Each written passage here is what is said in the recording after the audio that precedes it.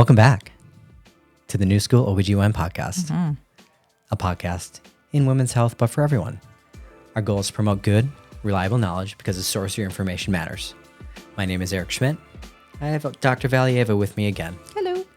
And we're going to talk to you about ablation today, endometrial ablation. Please consider downloading and following along. We're in all the major podcast hosts, and check us out on YouTube. Video podcasts are going up, and they're going up hot and crispy. Are they? It's a little aggressive on the music turn up by me, but again, we are talking about endometrial ablation today, Olga. Now, why would someone be interested in endometrial ablation? I was going to make a snarky comment, but I'll withhold. So You're probably going to say no one, but yes, it is good for some people. Please tell us who, Olga. I'm kidding. Endometrial ablation. So I think we've talked about in the past as a way to treat heavy bleeding for women, patients who don't necessarily want to be on hormonal medications or cannot take hormonal medications and are either not a good candidate for a more aggressive intervention like a hysterectomy, or just don't want to have a hysterectomy because, has a larger impact on your life, recovery, et cetera. So typically we reserve for patients in their 40s, but can be done a little bit earlier, but we can talk about that as well. And used for treatment of abnormal bleeding for patients who don't want to or can't have either surgical hysterectomy or hormonal therapy for their bleeding. Yeah. Or it didn't work for them. Yeah. So good quick overview, but I want to start with some clinical scenarios again. Go for it. 45-year-old female with abnormal uterine bleeding has completed her childbearing, normal uterus on ultrasound. And we'll think about that, what she should go for. Think about different options that we've talked about already on this podcast. Let's contrast that with a 30-year-old female. And, what's the best treatment option for her? Again, has completed her childbearing, has 4 kids, normal uterus on ultrasound. And let's go with a 46-year-old female who has an abnormal shaped uterus. Let's say didelphys uterus. Has been suffering from abnormal bleeding also. And so, again, we'll keep that in mind as, potential options for these peoples. And so anatomy review, we just did the hysterectomy podcast and we drew nice little images of a uterus, but we had some technical difficulties and we do not have our third camera. And we thought, we'd rather show Also, the other views. So my poor artistic skills. It's going to be improving as we go along. So don't hang in there. Thanks for listening and viewing. So endometrial ablation, what it is a little procedure that can be done both in office or in the hospital, where a little device, and there's a few of them, goes inside the uterus and it burns the endometrial layer down to the base layer of where the myometrium is. Maybe I'll put some after video of this in there, but it burns in a few millimeters of depth to get to that base layer where that endometrium grows back every month, or however long that person, or however frequent that person bleeds for. And kind of ablates or destroys it. Yeah. So in normal people terms, we're trying to destroy I'm just saying. No, the lining of the uterus and maybe a little bit of the underlying muscle so that the lining doesn't grow every month. Correct. Yeah. Thank you. Of course. Anytime. Anything for you. So I wanted to ask you a question, Eric. You mentioned childbearing or completed childbearing a few times. Why is that important? Well, we're going into the hot and heavy quickly. Oh, here. I'm sorry. So who is this? It's transition. Olga. What? Yeah. Oh, I wanted the lasers. That was a great transition. Thank you. You're welcome. See, I did something right. Who is this for? Or who is it not for? Someone who might have endometrial cancers. Correct. Someone who may have an active infection. This doesn't mean past infections, and so active infection, or like you alluded to, someone that desires pregnancy, because it can be dangerous to get into that a little bit. It's not a form of contraception. Correct. The tubes are still open, and if fertilization did happen, it could be very dangerous to that person, and that pregnancy could be a very high-risk pregnancy. Correct. Also, can't really get pregnant, so if you are planning on having kids in the future, probably not a good option for you. Correct. Yeah. And so, there are some other reasons why someone maybe, and that we put into the equation what might be good or good, or who might be good or not good for getting this done for them.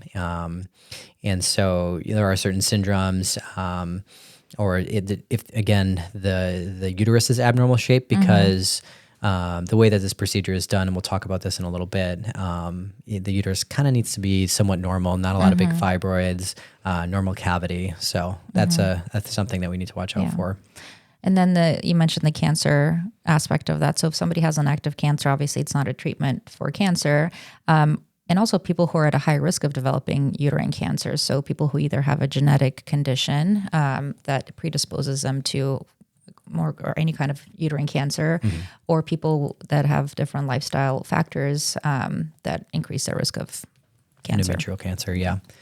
Because, usually, again, briefly touching, and we're going on a little tangent here again, but endometrial cancers often present as bleeding. And so if someone has an endometrial ablation, that bleeding might be blocked from getting out and clinically being able to see, and also difficult to biopsy because, again, this burning causes scarring, and it's difficult to go in that uterus ever again. And even if we can get into the uterus, we don't always get a good sample, so they're often missed. So we try not to recommend those. I apologize for being all over the place there, but yes, those are some reasons why someone shouldn't get it done. But let's say we see somebody in clinic that's having bleeding. Again, we're treating the main symptom of bleeding with endometrial ablation, not necessarily, unknown pelvic pain, but bleeding. And someone comes in, and what's our workup? So first thing we do, obviously, after talking to them about their history and their, medical conditions, we want to take a pelvic ultrasound just to see what their uterine anatomy is like. As Eric mentioned, endometrial ablation is not typically recommended for those who have an abnormally shaped uterus or have too many fibroids, because not so much, maybe not recommended, but it may not even work for them, right? So we'd hate to put somebody through a procedure that's not for them. And then the second thing we do is we obtain a biopsy of the lining of the uterus or the endometrium. For two reasons. One, we want to make sure they don't already have cancer. As we talked about, cancer often presents as bleeding. And two, we also still want to make sure that we sample them ahead of time to see if they have any abnormal or precancerous lesions, so that we know what we're looking for down the road. There's a number of different types of biopsies we do as OBGYNs. Could you walk me through an endometrial biopsy? Oh man, I don't want to. They sound painful. They are. They are. So the two most common ones we do are, these can be done both, in the office or in the OR setting. So the office procedure is called an endometrial biopsy with a pipelle. So it's a tiny little straw, a couple of millimeters wide, that we place through the cervix and into the uterine cavity. And it has this little plunger action, and we pull on it and it sucks some of the uterine tissue in there. We want to make sure we get a decent sample of the lining. Sometimes we have to do one or two passes, hopefully not more than that, just to make sure we get everything that we need. Because we're passing this through the cervix, it tends to be, I don't want to sugarcoat it, doesn't feel good, pretty crampy, but it is a very quick procedure. If women don't want to or can't tolerate this procedure, the other option is to do a DNC, or dilation and curettage. Again, could be done in the office with some local anesthetic, but still pretty painful. So we typically do it under sedation, where we go in and, using a slightly larger instrument while the patient is anesthetized, we go in and, for the lack of a better word, scrape out the lining. Yeah. And kind of a good topic that's being touched on, luckily is pain control for these type of procedures. And so if we're going to do a procedure, whether endometrial biopsy or marine IUD, both are very similar in the way that they're done. I didn't mean to use a brand name there, any IUD. Introducing that pipette into the uterus can cause a lot of cramping. And so there's a few different ways we can try and control pain. And one is with premedicating with ibuprofen. And a common dose we might do is like 600 or 800 milligrams, but talk to your provider regarding what you should do regarding that, to try and reduce that cramping during the procedure and afterwards. It's a difficult question when it comes to local anesthesia, because the way I like to explain it too, it depends on the patient too.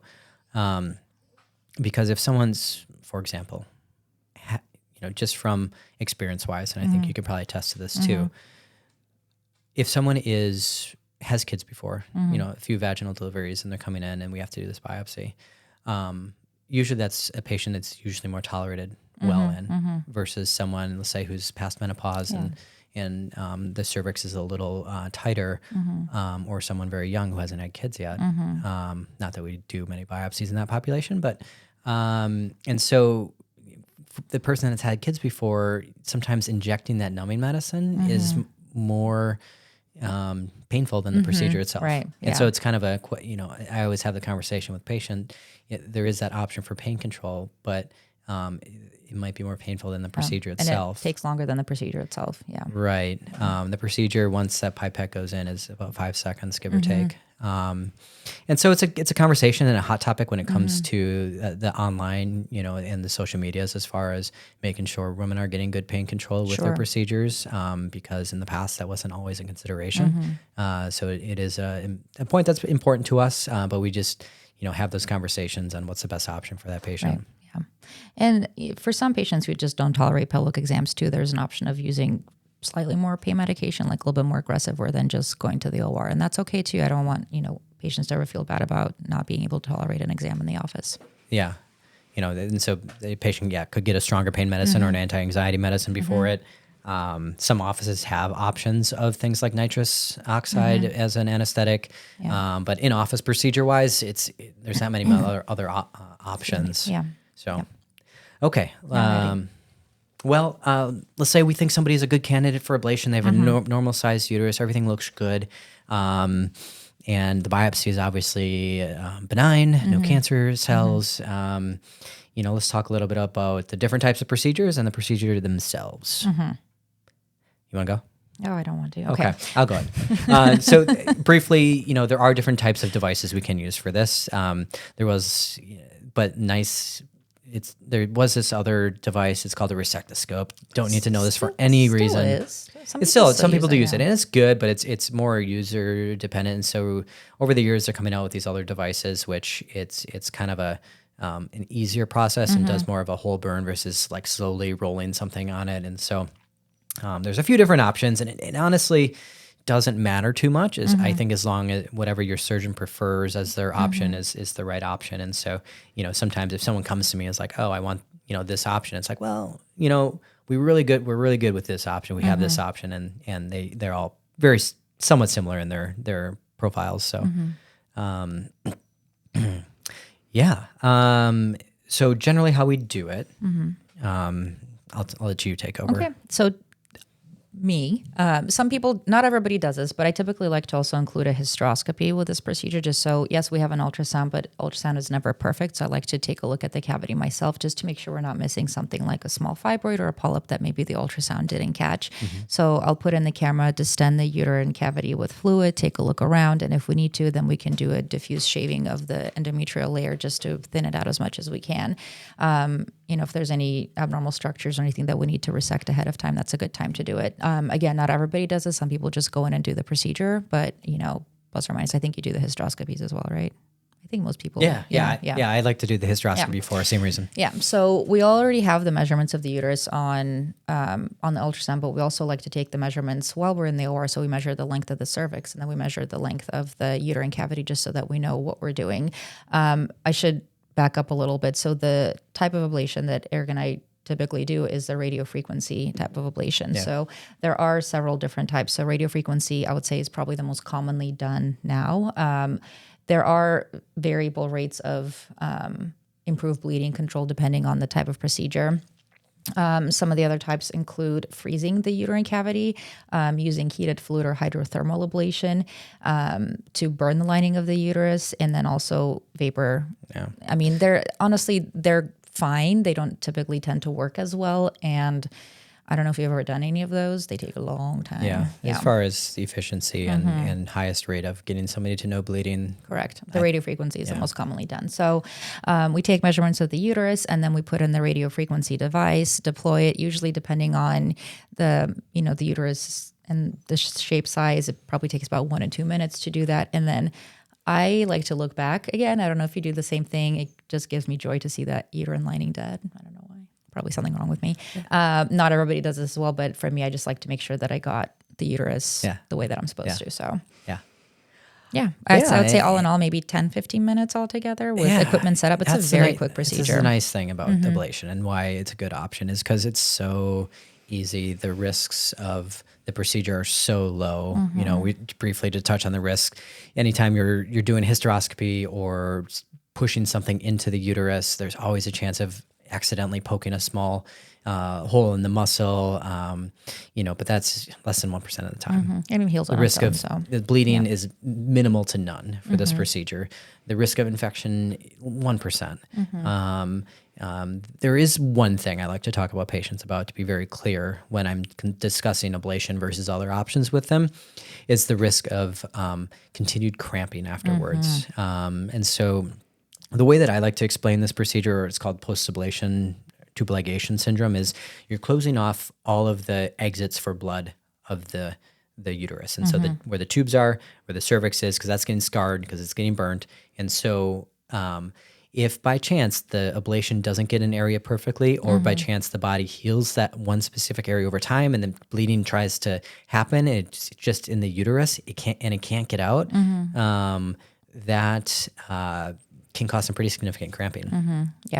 Usually it's like if you have your ablation and then like every month you're still getting this bad cramping, and with or without bleeding coming with it, that's probably post-ablation syndrome. And it might need further treatment. And so that's about 10% of the time, give or take. Yeah. And I agree. I definitely make sure to counsel that, yes, I can help your bleeding, but I don't know if I can help your pain as well, because it's just not a guarantee with that one. Right. Yeah. And then what to expect afterward, after your ablation, again, whether it was done in the office or the hospital, hopefully the cramping is not too much. I like to describe it as kind of light to medium cramping.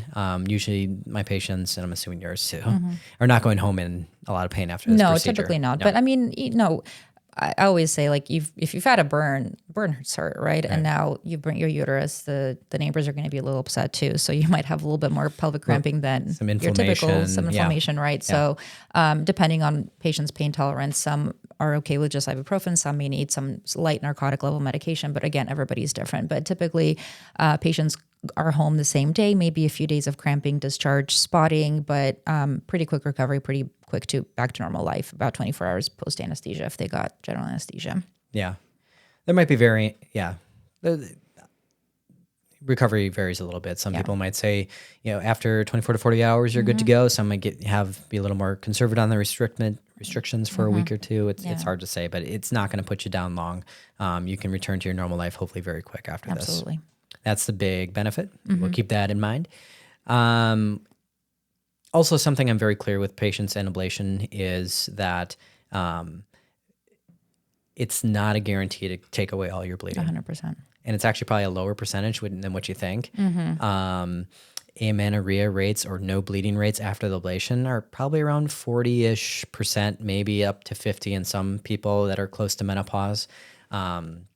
But they reduce bleeding in a very high number. So that's like upper 90s percentage of people that are happy and their bleeding is significantly better. And a lot of times that's patients are just like, I just need a little, I need help. I need help here. But if you want to completely get rid of your bleeding, I can't guarantee this procedure is going to do it for you. Right. And to second that, I mean, it's very important to definitely say, yes, it's not going to get your bleeding, but sometimes these ablations either don't get the expected result, or maybe it didn't work as well. So about 20% of women will still need something a little bit more aggressive or something in addition to an ablation to help control their bleeding and or pain. Right. All right. Okay. Well, let's briefly look at those clinical scenarios. Okay, let's go back. I think we had a 45-year-old, normal uterus, bleeding. Yep. She needs help. Is this a good patient in normal uterus? Absolutely. For her, definitely with a normal uterus, she's not planning on having kids. She's closer to menopause. Definitely good candidate for this procedure. Same scenario, 30-year-old. So definitely a discussion to be had. So the procedure was really originally intended to give help with bleeding a little bit closer to menopause to kind of tide you over the next few years until you stop bleeding completely. And a lot of the studies were done in patients in their 40s rather than people in their 20s or 30s or whatever. So I often caution patients in their 30s trying to get the ablation done or wanting to get the ablation done that they're more likely to fail. A, because we just don't have a lot of data. 2, because they're younger and healthier, and there's more time for that lining to heal over and to grow back. So is it wrong for somebody in their 30s to get the ablation? No, but I definitely strongly talk to them about, like, sure, this may work for the next 5 years, but 5 years later, we're going to be back at this point. And then what do we do then? So is it a no? No, but it's a, let's really talk about this. Yeah, it's definite conversation. Cause it's like, well, what, again, going through other options of like good long-term management, IUD, ablation, if it's just bleeding or hysterectomy, there's other options out there, obviously, but the kind of the main ones that we often talk about in those scenarios. And so, maybe the ablation gets you to a point where you retain your uterus, keep your uterus for 5 to 10 more years. If the problems arise again, then we might be talking about hysterectomy. Or people maybe just aren't ready for a much bigger surgery, and it's a good small kind kids. of a little Band-Aid temporarily just to kind of help normalize their bleeding and improve their quality of life. And then maybe 5 years down the road, they're ready for major surgery. Yeah. Perfect. And then the last one was just somebody with an abnormal shaped uterus. So I have yes and no. So I think with the type of ablations that we do, definitely not, because the radiofrequency ablation device is very specific to needing a normal cavity. I have seen these done with hydrothermal ablation and cryotherapy. So I can't say no, she shouldn't have her ablation, but it depends on what type of ablation you're having. And is it less effective? Absolutely. But these would be a little bit trickier scenarios. It's something that I wouldn't be able to offer this patient, but in a different facility, if they had those, cryotherapy or hydrothermal ablation, then that definitely would be an option, but not with radiofrequency. Yeah. I mean, people, to dive a little bit into hospital dynamics. Sure. You unfortunately don't get every little machine that you want. No. Even though they promise we'd like to have you. all the things in our toolbox. I want all the toys. To take care of every single scenario, but sometimes you just don't have options. And so with that radiofrequency ablation system that we have, we wouldn't be able to offer that patient ablation treatment. So, or someone that has like really large fibroids, I usually caution against it, or other potential reasons. But and the fibroids and the size of the uterus, the reason why that's important, again, specifically with radiofrequency ablation, is, again, the device is only so big and it can only touch on so many parts of the uterus. And the goal is to burn all of the lining, right? And if it's either distorted by the fibroids or the uterus is too big, it's just not going to work. So let's not waste her time. Okay, I think that's good, right? I think so. Yeah. I think we did pretty good this time. It is fun to watch the hydrothermals, though. Yeah. Just like actively see it dying. Yeah. There's something wrong with me. Yeah. Well, in short, ablation. It's a great non-hormonal option. And so some people just can't do hormones or don't want to do hormones. It's a great non-hormonal option. It's quick, straightforward. Little downtime. Yeah.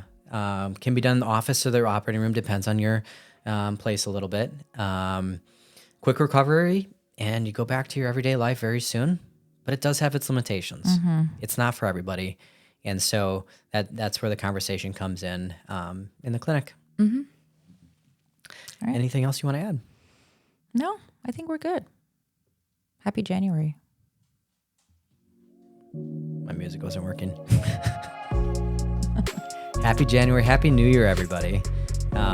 If you enjoyed this podcast, share it with a friend. And that's it. Thanks for listening and viewing. If you have any questions, please let us know in the YouTube comments. And as always, the content of this podcast and video are for educational purposes only. None of the content is meant for personal medical advice. Please contact your medical provider if you're in need of personal medical advice. Hope you have a good day, everybody. Oh, yeah. Yes, have a good day.